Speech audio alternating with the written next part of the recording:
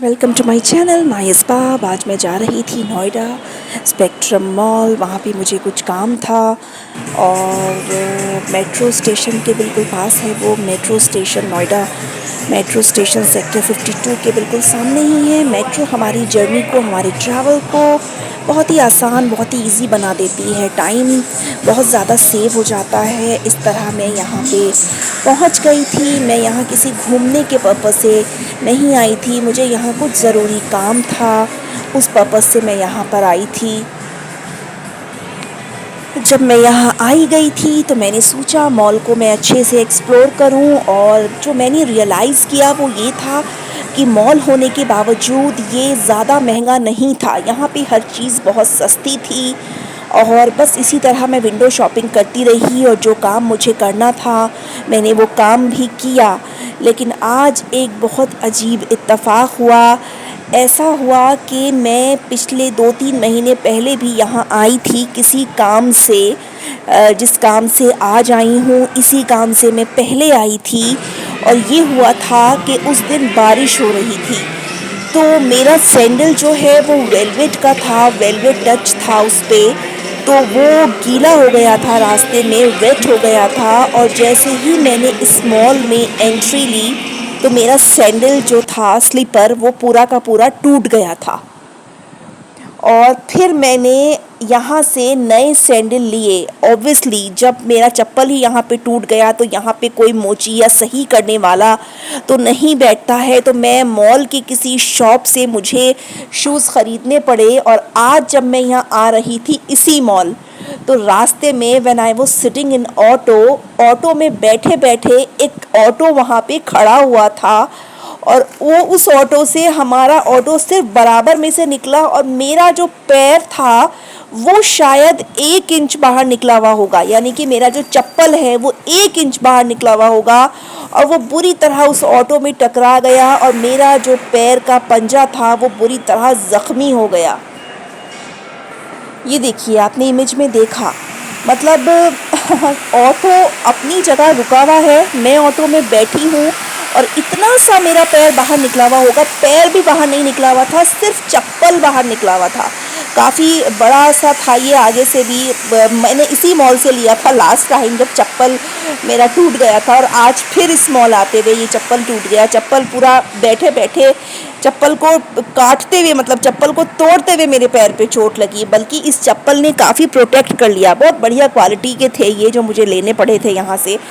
तो आज इस मॉल में आके मैंने फिर चप्पल ख़रीदे। मतलब 2 टाइम्स मैं इस मॉल में आई हूँ और दोनों बार मेरा चप्पल टूट गया। ये एक अजीब सा इत्तेफाक हुआ।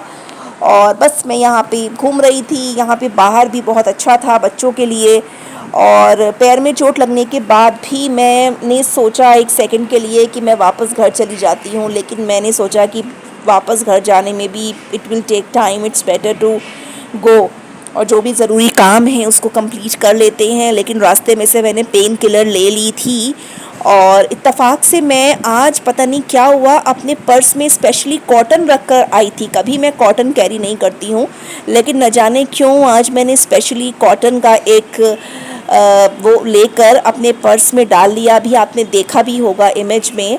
और उससे मैंने अच्छे से पैर को साफ़ किया और पेन किलर लेके खा लिया था, तो मुझे थोड़ा सा रिलैक्स हो गया था। वरना आज का दिन बहुत ज़्यादा मेरा पेनफुल गुज़र रहा था जब तक मैंने पेन किलर नहीं ली थी। बस पेन किलर लेने के बाद I was feeling fine, I was roaming around and I was just chilling.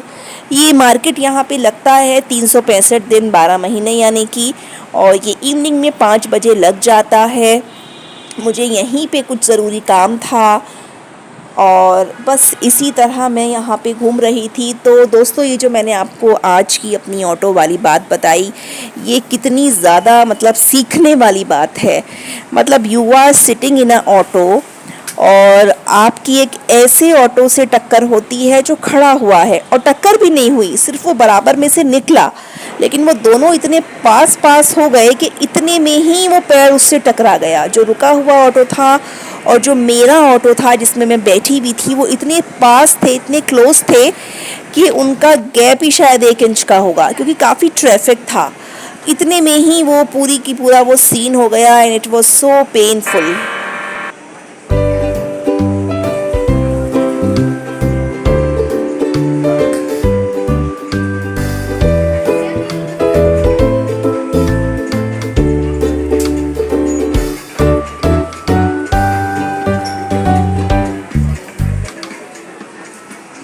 ये जो अभी आप देख रहे हैं, ये बिल्कुल अंडरग्राउंड है। इस मॉल में अंडरग्राउंड भी बहुत कुछ है और पार्किंग उसके भी नीचे है, यानी कि -2 है, इसमें -3 है।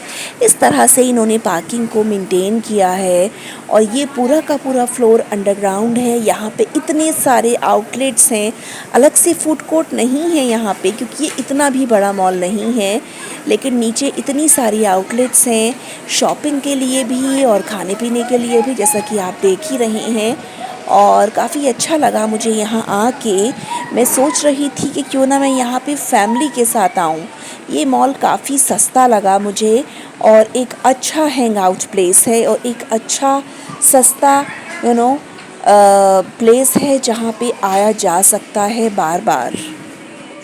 यहीं पे नीचे एक फ़र्नीचर का शोरूम था जो मुझे बहुत पसंद आया। मैंने उसमें एंट्री करी और मैंने उनसे पूछा, तो उन्होंने बोला कि हम पूरे दिल्ली एनसीआर में इसकी डिलीवरी करते हैं, आपको कुछ नहीं करना, आकर यहाँ पे चूज़ करना है, पेमेंट करना है और अपने घर चले जाना है। पूरा हेडेक डिलीवरी का हमारा है और डिलीवरी चार्जेस भी बहुत कम हैं। आइए देखते हैं आगे मैंने घूमा और क्या-क्या किया। बस मैं यहाँ पे ग्राउंड फ्लोर पे घूम रही थी। यहाँ पे ये बैग्स का शोरूम है, सूटकेस का, और इसी तरह ये साइड में खाने के आउटलेट्स हैं और गेम्स भी हैं, बच्चों के लिए गेम ज़ोन भी है यहाँ पर। यहाँ पर ये आगे जावेद हबीब का ब्यूटी सैलून था। अगर आपको ब्यूटी सर्विसेज या हेयर सर्विसेज लेनी है तो आप जावेद हबीब जा सकते हैं। आपने जावेद हबीब का नाम तो सुना ही होगा, बेस्ट है। ये यहाँ पे गेमिंग जोन है, यहाँ पे बच्चे लोग जाके एंजॉय कर सकते हैं। और ये डी मार्ट टाइप कुछ था। बस यहाँ से मैं बाहर आ गई, देखा तो एक साहब आइसक्रीम बेच रहे थे, कुछ अलग ही अंदाज में। गला छोटी हले भी सिरे विच परदेसा वाली टोपी मुंडे अम्मी टूटे मेरी रीस ला पर रैप लगदा हले मेरे मोड़े आते बार मेरे ये मीज़ू रेस्टोरेंट है, जो बॉम्बे वाला मीज़ू रेस्टोरेंट है, उसी की ये चेन है जिसमें सेलिब्रिटीज़ बहुत ज़्यादा जाते हैं। करीना कपूर, शाहरुख खान, कौरी खान और करिश्मा कपूर, जो भी सेलिब्रिटी देखो हमेशा मीज़ू के बाहर से निकल रहा होता है। उसी का ये चेन था यहाँ पर। नोएडा ने बहुत ज़्यादा डेवलप कर लिया है और इतना क्राउडेड भी नहीं है, दिल्ली की तरह क्राउडेड भी नहीं है। ये इतने अच्छे अच्छे मॉल्स उन लोकेलिटीज़ के बीच में बने हैं। काफ़ी ब्यूटीफुल मॉल है, आप देख ही रहे हैं इसको।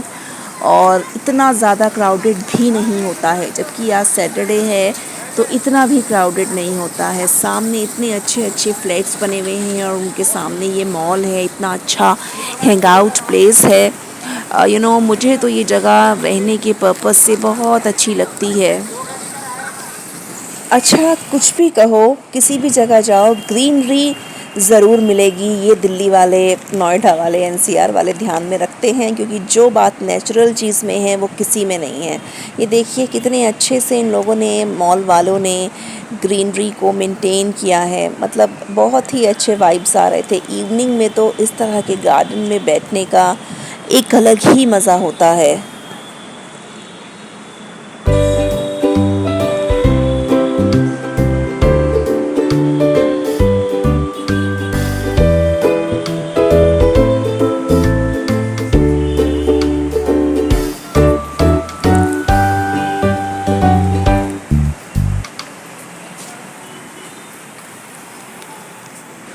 शाम होते होते इस जगह की रौनक बढ़ने लगी थी। यहाँ पे मार्केट लगने लगा था। यहाँ की रौनक एक अलग ही हो रही थी। लेकिन वीकेंड होने के बाद भी बहुत ज़्यादा क्राउड नहीं था, और जो भी क्राउड था बहुत ही डिसेंट क्राउड था। ये देखिए जगह जगह कपड़ों की आउटलेट्स लगी हुई है और बच्चों के लिए कार चलाने की जो होती है रेंट पे लेके, वो भी अवेलेबल है। किड्स के लिए ये एक बहुत ही अच्छा प्लेस है और खाने पीने की भी काफ़ी चीज़ें यहाँ अवेलेबल हैं। ये देखिए सजावट का सामान, डेकोरेशन वाले पीसेस भी यहाँ अवेलेबल हैं। आप यहाँ से इजीली बाय कर सकते हैं। बर्तन भी अवेलेबल हैं, जो चीनी मिट्टी के बर्तन होते हैं वो अवेलेबल हैं। ये फ्लावर्स अवेलेबल हैं, फ्लावर पॉट्स अवेलेबल हैं, ये show piece, art piece available हैं और यहाँ पे कुछ ब्रांड्स भी हैं अंदर मॉल में। शूज़ के ब्रांड्स अंदर अवेलेबल हैं। एनीवेज़ ये बाहर आर्ट पीसेस अवेलेबल हैं। यहाँ से आप घर के लिए कप्स एंड ऑल ये सब भी बाय कर सकते हैं। मुझे तो ये स्टॉल्स बहुत ही ज़्यादा अट्रैक्ट कर रहे थे। मैंने मॉल के अंदर तो कम ही वक्त गुजारा, लेकिन मैंने मॉल के बाहर बहुत अच्छा टाइम स्पेंड किया। मैं विंडो शॉपिंग कर रही थी और मुझे काफ़ी मज़ा आ रहा था।